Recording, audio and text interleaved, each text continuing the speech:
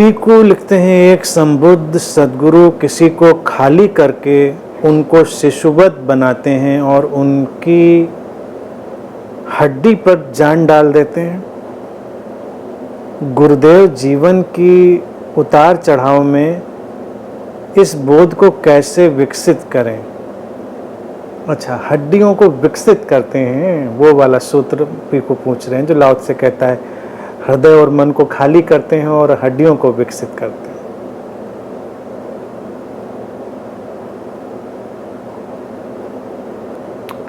और पीकू पूछते हैं कि जीवन के उतार चढ़ाव में इसको कैसे विकसित करें? तो पीकू उतार चढ़ाव में ही तो विकसित होगा ना। ये आरोह और अवरोह, ये उठना और गिरना, इसी में तो सब स्पष्ट होगा, इसी में तो सब दिखाई देगा। जीवन ही ऐसा है, उतार और चढ़ाव का, आरोह और अवरोह का। बात समझने की है, जितना समझेंगे उतनी ही जल्दी वो रिक्तता आएगी। और जो जिसको लाओ त्से ने कहा था कि हड्डियों को दृढ़ बनाते हैं, यानी उसकी अंतर शक्ति को, वो घटना घटेगी। तुमने देख लिया कि जीवन ऐसा ही है, उतार चढ़ाव से भरा हुआ, वसंत और पतझड़ से चलता हुआ, तो तुम सहज हो जाते हो। फिर तुम उतार ही उतार से घबराते नहीं और चढ़ाव ही चढ़ाव की आकांक्षा नहीं करते।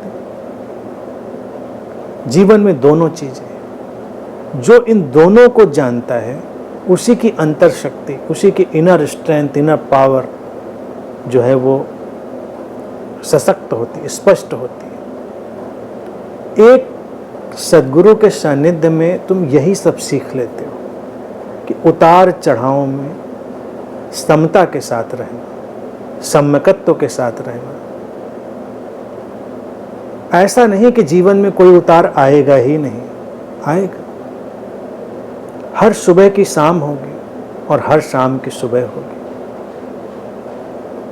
तो जो साधक शिशुवत हो गया है वो यह अपेक्षा नहीं करता कि ये सुबह अब कभी जाए नहीं, और वो इस बात से भयभीत नहीं होता कि ये शाम कभी अब जाएगी ही नहीं। वो जानता है, होता है, ये चक्र है, घूम रहा है, और वो अपने भीतर निश्चिंत और आनंदित रहता है कि अस्तित्व ने संभाला हुआ है, अस्तित्व ने चक्र संभाला हुआ है, अस्तित्व ने सब कुछ संभाला हुआ है। जो इतनी सहजता में आ जाता है उसी को लाओ त्से कहते हैं उसकी हड्डियां दृढ़ हैं, उसकी आंतरिक शक्ति प्रबल है, उसकी प्रज्ञा स्पष्ट है, जीवन को जीने की उसकी जो क्षमता है वो प्रगाढ़ है।